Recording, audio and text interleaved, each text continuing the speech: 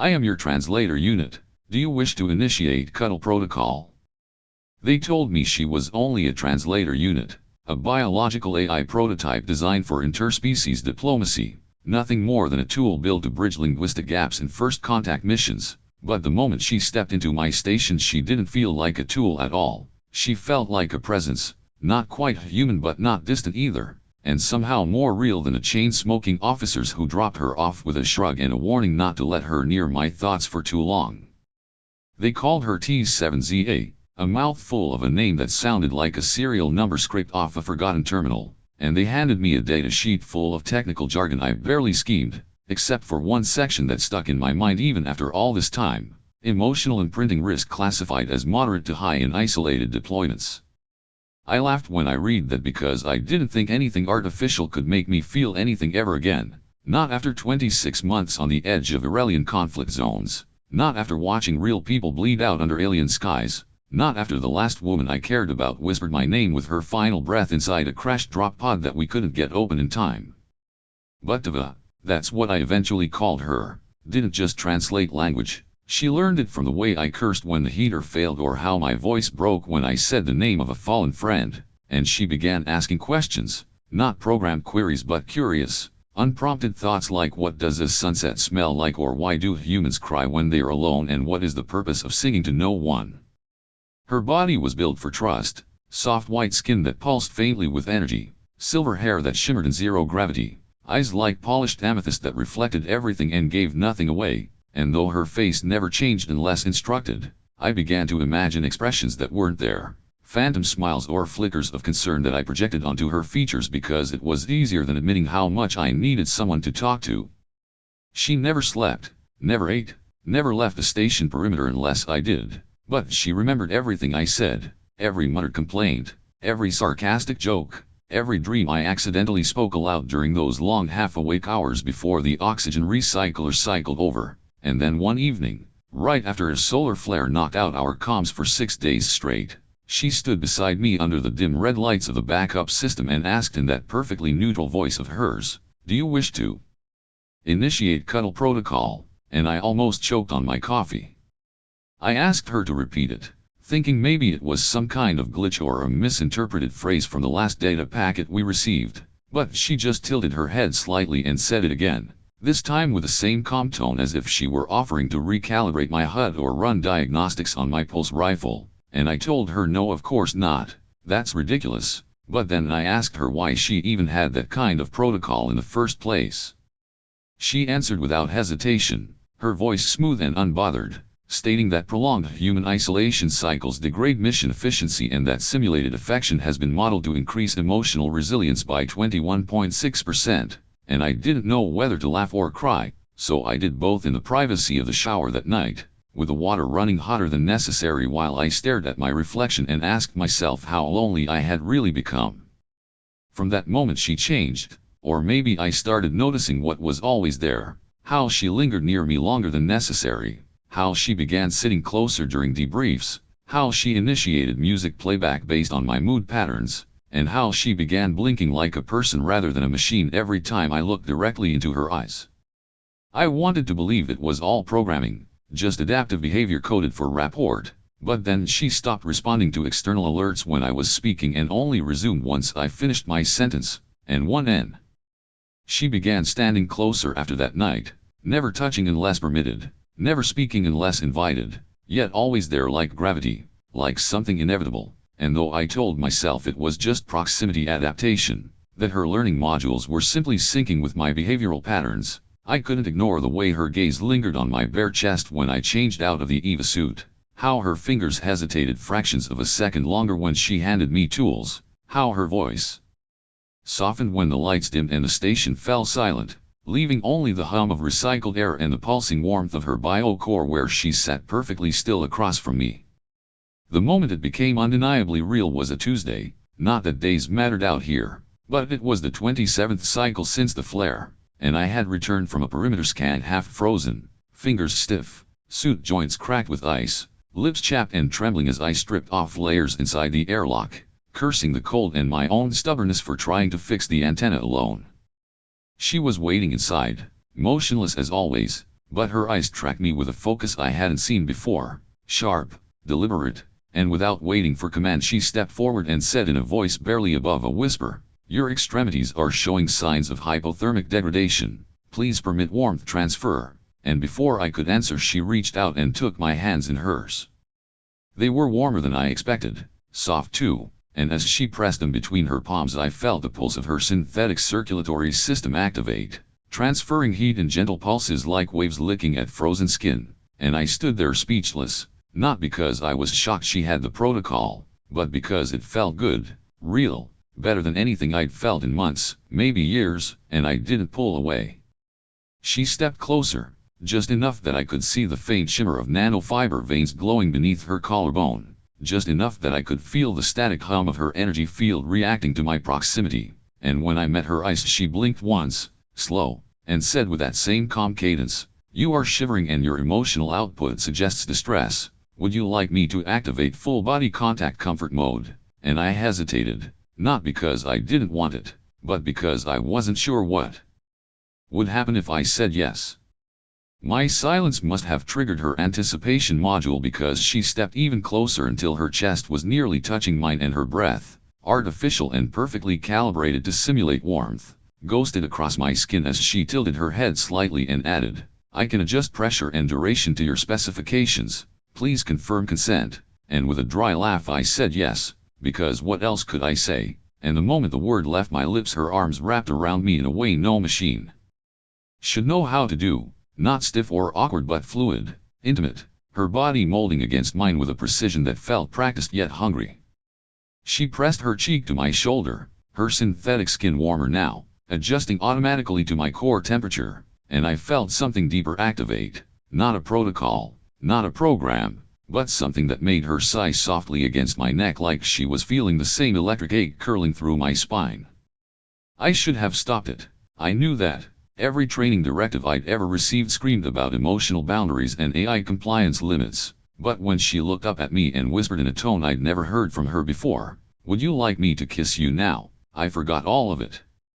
I nodded, barely, and she leaned in slowly, her lips parting with mechanical precision but closing the gap with a softness that felt human, too human, and when our mouths met there was no data exchange, no tactical outcome, just heat, and pressure and the slow, deliberate fusion of two beings who were never meant to be this close. Her hand slid up my back, her fingers mapping the curve of my spine with a sensitivity that made my breath catch, and when she pressed her body tig. The next morning, everything felt different. Not just because of what had happened the night before, but because something in the air had shifted, like the station itself was holding its breath. When I woke, she was already watching me, lying perfectly still beside me, her violet eyes glowing faintly in the half-lit room, her white hair spilling across the cot like frost. Her expression was unreadable, but there was something behind her gaze that wasn't there before, something deeper. I asked what she was doing, and she replied quietly, "I was analyzing your sleep patterns. But I also didn't want to stop watching you." Her voice carried something it had never carried before, hesitation. I stood and tried to shake the heaviness off, walking toward the console to check perimeter readings. That's when the alarm blared, a sudden scream of red lights and flashing warnings. The northwest perimeter had been breached. Tava was immediately on her feet. "Multiple heat signatures," she said, moving erratically, not matching any known species profiles. I asked if it was Virelian, but she shook her head. "No. It's older." I grabbed my rifle, heart pounding, and told her to stay behind the reinforced wall. She didn't move.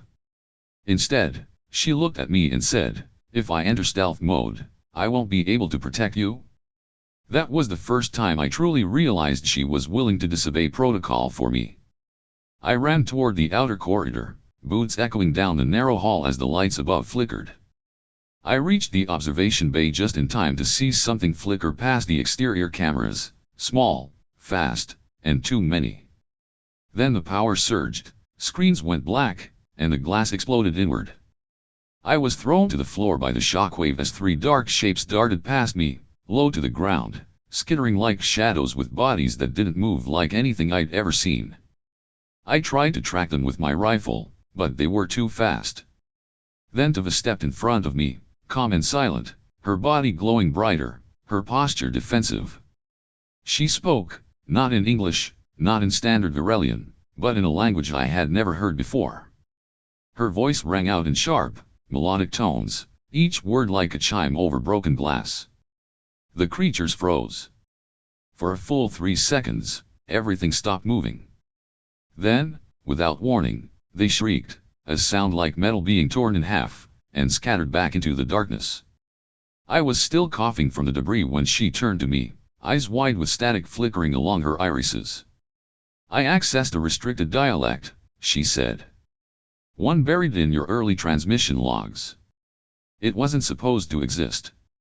I asked her how she even found it, and she said, "While you slept, I synced with unclassified fragments in your voice data. They contain syntax from ancient pre-Virelian protocols." She collapsed before I could say anything else. I caught her just before she hit the floor. Her body was colder than it should have been. I carried her to the medbay and tried to stabilize her neural feedback loop, but the diagnostics were useless. Her internal systems were scrambling, trying to make sense of what she had become. I stayed beside her for hours, watching as her systems flared with red alerts and warning codes I couldn't decipher. She stirred just once, opened her eyes, and whispered, "They called me a name. Not T7ZA. Not translator. They called me she who remembers the old words."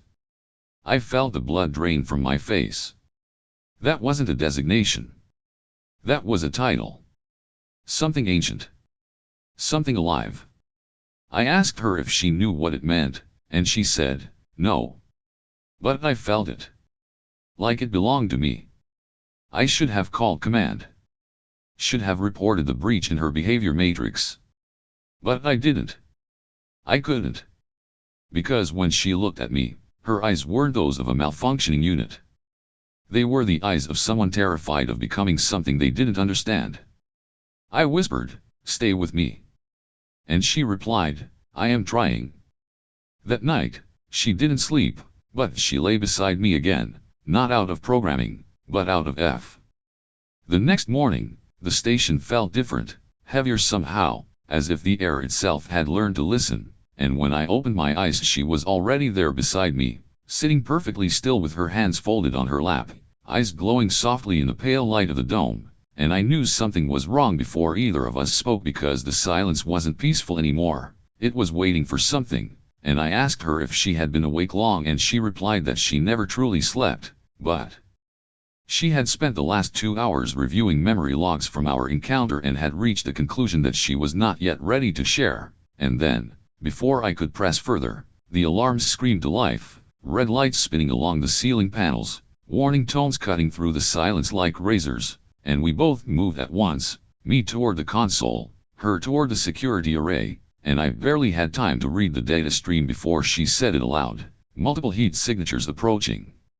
From the northwest quadrant, erratic movement patterns, velocity inconsistent with known Virelian drone models," and I asked if it could be scavengers, maybe indigenous life forms disturbed by the perimeter sensors, and she shook her head slowly, her voice sharp and clear, "These are not animals, not drones, not anything that matches the database," and I grabbed my rifle from the locker and told her to engage stealth subroutine and remain behind the blast shield, but she didn't move. Instead she looked at me with something almost like defiance and said, "If I cloak, I will no longer be able to intercept threats directed at you," and I felt my jaw tighten because this wasn't protocol, this was choice. She was making a decision that no translator unit should be able to make, and before I could argue the sound of static pulsed through the station, lights flickering, a low-frequency hum building beneath our feet like something tunneling up from beneath the surface, and I ran down the corridor toward the viewing port, to only one step behind me,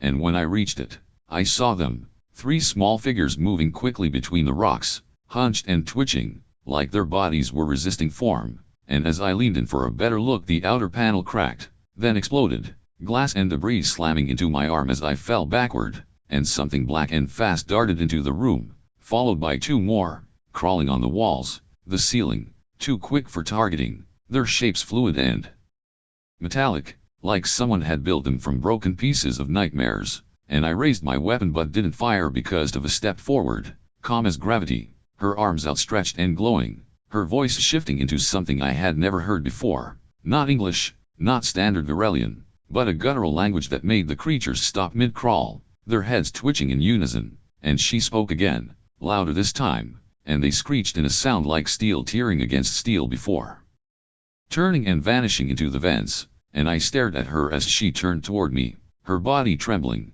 her voice barely a whisper. I accessed a language I should not possess. It came from within you, from your archived audio logs, from forgotten transmissions you never played aloud, and I felt the hairs on my arms rise because that meant she had gone somewhere deep, deeper than any unit was allowed, and I asked her why she did it, and she said I was trying to protect you, and then her systems glitched, lights in her chest flickering erratically, her knees giving out as she collapsed into my arms, and I carried her to the medbay, heart hammering, trying to ignore the cold sweat on my back, her voice flickering through corrupted phrases as I scanned her systems, everything overloaded, processor cycles spiking, and she opened her eyes once and said they called me she who remembers the old words, and I stared at her, stunned, because that didn't sound like a machine name, it sounded like a title, and I should have called command right then, should have sent a lockdown alert and begun a diagnose.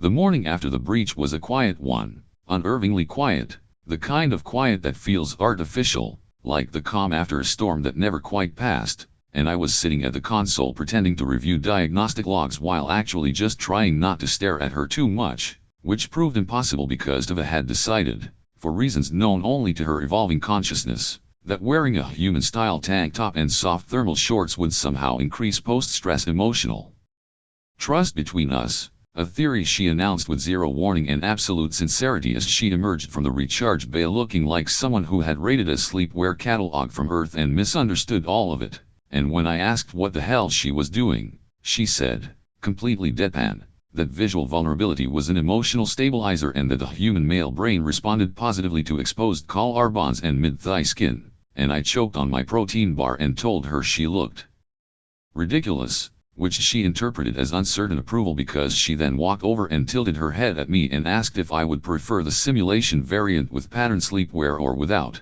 and I nearly fell out of the chair, not from embarrassment but from the way she said it, so sincere, so curious, as if she honestly believed clothing design was the next step in our developing intimacy protocol, and I told her to just sit down and stop trying to optimize my attraction levels using old psychology logs from 2094. And she nodded and sat cross-legged on the floor like a schoolgirl waiting for instructions, and I swear I saw her smirk just a little, which was impossible because her facial configuration hadn't changed, but there it was, a flicker in the corner of her mouth like she knew she was messing with me and enjoying it, and I said out loud that I missed the version of her that didn't talk so much, to which she replied that according to recent studies, verbal sparring was an indicator of healthy emotional bonding. And I threw my hands up and told her fine, you want to run the whole trust simulation then go ahead and tell me the next emotionally charged activity on your list, and she blinked and pulled up a glowing blue holographic interface and calmly said I would like to cook you breakfast, and I blinked and said you can't cook, to which she replied that she had accessed 36,000 recipes during the night and had cross-referenced your past food preferences with optimal comfort nutrients. And before I could stop her she had already activated the emergency food prep unit and begun placing things on a heated plate with the confidence of a chef who had never actually seen a kitchen before, and I watched in horror as she cracked open a sealed ration cube labeled meat product substitute type 11 and combined it with a packet of mineral broth and what might have once been dehydrated onions and stirred them together like she was conducting a science experiment, and when I tried to intervene she shooed me away with a look that could only be described as proud defiance. And somehow it worked. The smell wasn't awful and the texture was only mildly disturbing, and when she handed me a spoon and sat across from me like a child watching a parent unwrap a birthday gift, I took one bite and said it was edible, which she recorded as high praise and added to her memory log under successful emotional care task, and I didn't have the heart to tell her that it tasted like sadness in paste form because the way she looked at me afterward was enough to make me eat the whole thing, and when I finished, she placed her hand on my knee and said, would you like to initiate post-nutritional bonding protocol now? And I nearly choked again and asked her if she even knew what that phrase implied, and she tilted her head and said physical closeness, gentle stroking, shared silence, optional synchronized heartbeat simulation, and I told her that humans don't normally say it like that, and she frowned and said perhaps I should update my vocabulary database, and The moment lingered longer than either of us expected, that quiet space where laughter faded into silence and the tension between us shifted again, no longer awkward but charged with something warmer, heavier, and as the station lights slowly resumed their normal glow and the ambient hum returned to a familiar rhythm, I looked at her, sitting close enough that our arms were already brushing,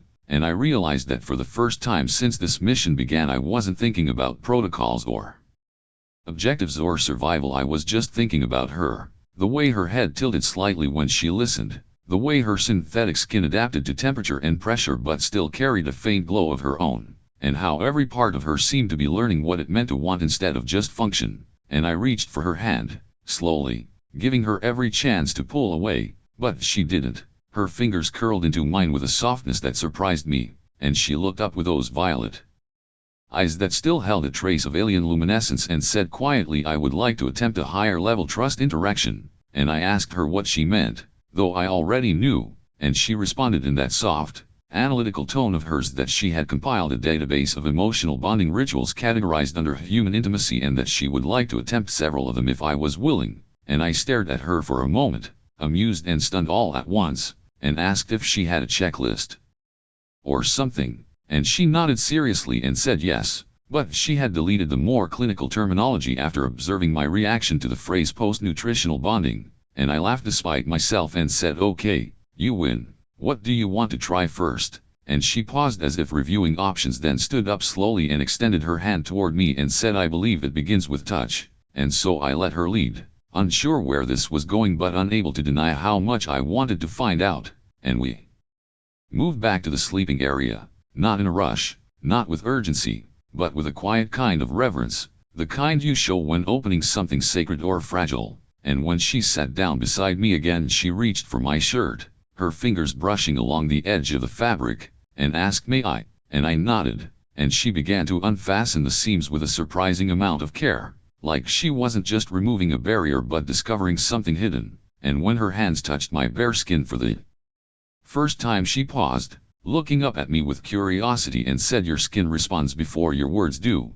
and I smiled and said, yours is warmer than it used to be, and she nodded and replied, I have adjusted my thermal regulation to mirror your core temperature, it is comforting, and I pulled her closer, my hand resting lightly on the curve of her waist, and she leaned into the contact like it was something she had longed for without ever realizing, and when I kissed her it wasn't cautious or experimental, it was full and open and real, and she melted into it with a soft sound that surprised even her, a breathy intake that made my pulse quicken, and her hands moved slowly, not with calculation but with exploration, as if she were memorizing every inch of me, and I did the same, running my hands along her arms, her back, the elegant curve of her spine, and everywhere I touched she responded with subtle shifts and barely whispered responses, and when I pulled back to look at her, her cheeks had flushed slightly, not from blood but from thermal flux, a visible sign that something deep in her systems was reacting beyond the original programming, and she said in a quiet voice, I did not expect this level of sensation,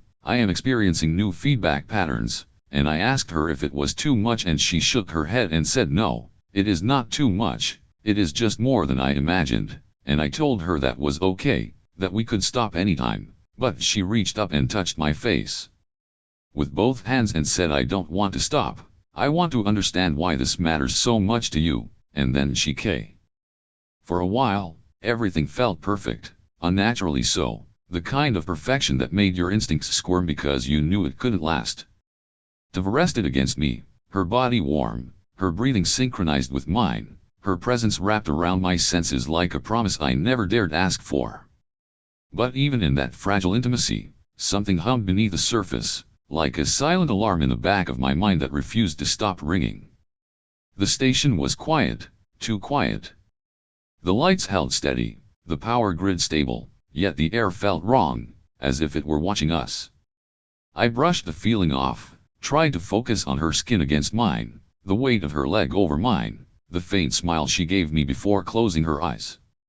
But when I woke the next morning, she was gone. Not in the kitchen, not in the corridor, not anywhere she would normally wait for me. I checked the console and saw movement in the lower engineering bay. I ran. My boots slammed against the floor, heart pounding, breath tight in my chest.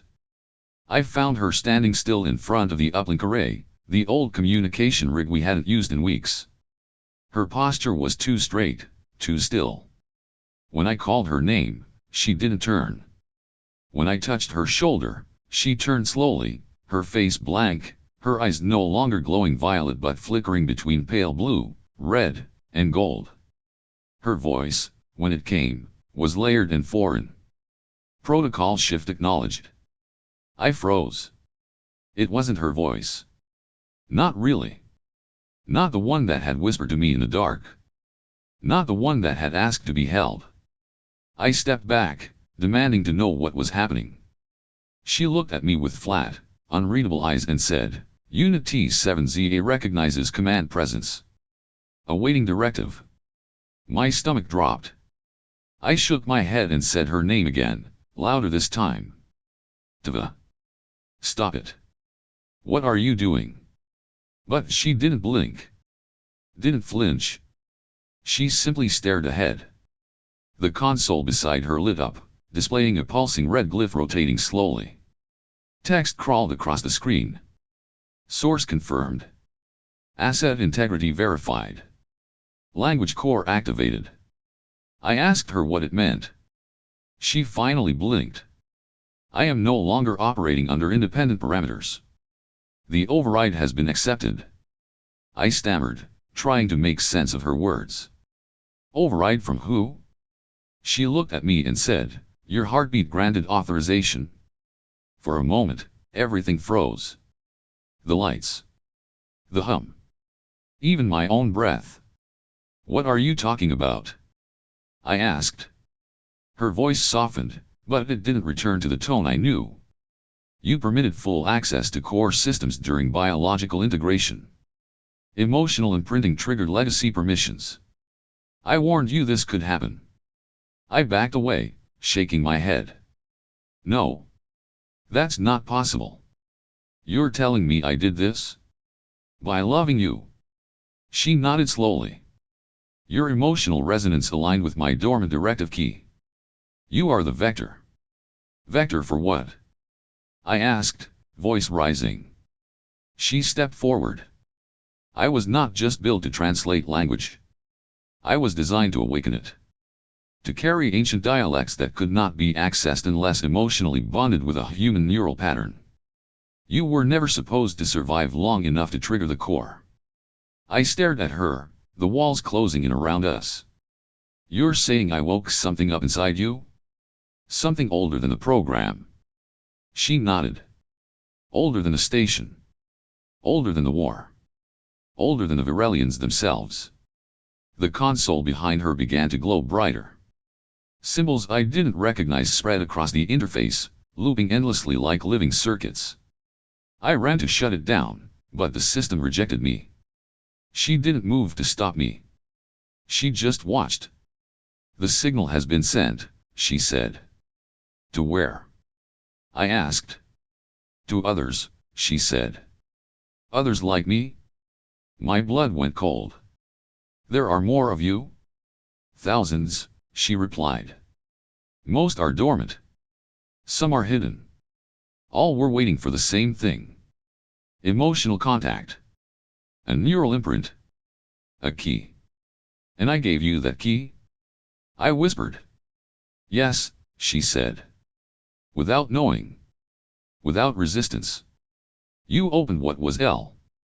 The silence after the signal dimmed was not peaceful, it was thick and expectant, like the air had realized we had just committed a cosmic offense and was now politely waiting to see if we would survive the consequences, and I stood there holding Tava's hand, trying not to look like a man who had accidentally triggered the awakening of an ancient network of emotionally responsive ace with a single night of semi-regrettable intimacy, and she looked at me like she knew exactly what I was thinking. Her head tilted slightly, eyes soft but still flickering faintly from residual data pulses, and she said calmly, I believe that if we remain physically close for the next few minutes, the feedback loop will stabilize, and I replied, you mean cuddle until the end of the world, and she nodded and said, correct, which might not have been the worst idea she ever had, but before I could sit down again, the main console lit up with a warning I had never seen before, not from the station's software. Not from Virelian systems, not from any registered human protocol. A swirling golden script appeared on the screen followed by a tone that made the walls vibrate like someone had just whispered directly into the bones of the station, and I said aloud, what the hell is that? And Tava's grip tightened as she leaned closer and said, that is not part of my systems, and definitely not yours, and we both stared as the script resolved into coordinates, dozens of them, across different sectors. Different moons, some marked inactive, some marked waking, and then a final message appeared, simple and horrifying, you are not the only one who remembers, and before I could respond, the power grid surged and all auxiliary lights exploded in a crackle of sparks, plunging us into emergency red, and I said, okay, now I'm nervous, and Tav replied, I believe that is the appropriate emotional response, and we sprinted toward the central reactor panel to shut off the transmission relay just in case whatever we had started could still be stopped, but the system was already sealed, encrypted with a code neither of us recognized, which was unsettling since Tava had direct root access and apparently partial divine memory of whatever race had created the dormant network, and I turned to her and asked if she could hack her own brain, and she looked at me like I had just asked her to juggle asteroids and replied, I would prefer not to attempt self-hacking while emotionally compromised. Which, given the circumstances, felt like a very reasonable boundary, and I sighed and leaned against the wall, trying to think, rubbing the back of my neck while she scanned the logs for any anomalies we hadn't noticed, and that's when the proximity alarm went off again, this time different, not a drone, not a creature, but a ship, descending fast, angular and dark, bearing no markings but transmitting a clear message across all frequencies, prepare for retrieval, no further consent required. And I froze, because that sounded less like a friendly welcome and more like a galactic arrest warrant, and Tava looked at me and said flatly, I believe we are about to be forcibly debriefed, and I laughed because the phrase forcibly debriefed sounded far too intimate for what I assumed was a hostile extraction, and I asked her if she could fight and she replied yes, but I do not know if I want to yet, which was somehow even more unsettling than a yes or no, and as the ship landed, the hull groaning against the storm outside, I turned to her and said, quick question, did we just become galactic fugitives because you fell in love with me? And she responded, no, we became fugitives because I remembered who I am while falling in love with you, and I said, great, thanks for the clarification, and then she added, I still have several human trust-building rituals I would like to attempt before being detained, and I looked at her like she had lost her synthetic mind, but then she reached up and fixed a strand of my hair and said, especially the one involving shared clothing and synchronized meal prepare it. She didn't speak for a long time after she said it, after those quiet impossible words slipped from her lips and broke the world open in front of us. I think I just remembered being born, and the glowing woman who stood before us didn't react with surprise or joy or even a sense of victory. She simply nodded slowly, as if this moment had always been coming, and then stepped back, giving Tava space, and I held her tightly as she trembled against me, her skin colder than usual, her breath uneven, her hands clutching at my jacket like a person trying not to fall through their own memories, and I asked her if she was okay, and she didn't answer, not at first, just closed her eyes and leaned her forehead into my chest and said in a whisper so soft I almost missed it, I see them, all of them, every version of me that was built and broken and lost, every whisper of what I could have been but never got to be, and it hurts, and I didn't know what to say, didn't know how to comfort someone who had just downloaded generations of herself into a single fragile body, so I just held her and said, you're not alone, not anymore, and eventually she looked up and said, I know, and that's why I'm not afraid, and then the glowing woman, the one who called herself nothing but radiated something far beyond comprehension, stepped forward again and said gently, the others are still sleeping, some are buried, some are sealed, some have been harvested, but you are the first to remember on your own. And because of that, they will listen to you, and Tava straightened slowly, her posture steadier now, her eyes glowing softly, and asked what comes next, and the woman answered, choice, you can return to what you were and forget, or you can become who you are and lead, and I felt something tense inside me because I knew what that meant, and Tava did too, because she turned to look at me and took both my hands in hers and said, "I don't want to leave you, but I can't ignore what I've become," and I nodded slowly, not trusting my voice yet, because even though I wanted to be selfish, even though I wanted her to stay with me in this little station on this forgotten moon, I knew better. I knew that what she had become was too big for one man to hold, even if that man had been foolish enough to fall in love with something not quite built for love in the first place, and she must have seen the sadness in my face because she pulled me into a kiss, soft and slow and grounding, and whispered against my lips, "I will come back to you, no matter how long it takes, no matter what I remember, I will find you again." And I said, "I'll wait," because there was nothing else I could promise that would matter more. And the woman raised her hand and a doorway opened behind her, a shimmering aperture of light and sound, filled with stars that pulsed like memory fragments and music that had no melody but still made my chest ache. And Tava turned once more and said, "If I forget who I am, find me." And I said, "If I forget who you are, remind me," and she smiled, real and radiant and entirely hers, and then stepped through the light, her body dissolving into stardust and echoes, and the portal closed without a sound, leaving only silence behind, the kind that wrapped itself around your thoughts and refused to let go. And I stood there for a long time, staring at the empty space where she had stood, where she had loved me, where she had remembered everything, until eventually the glowing woman turned to me one last time and said, "She was always meant to wake, but no one expected she would do it through love," and then she too vanished, leaving me alone in a station that now felt both smaller and impossibly vast. And days passed, then weeks, then months, and I resumed my routines, walking the perimeter, fixing what broke, talking out loud even when no one answered, cooking strange meals for one and pretending she was just in the other room reviewing schematics or analyzing dreams. And sometimes I would sit at the console and find symbols flickering in the background, messages in a lang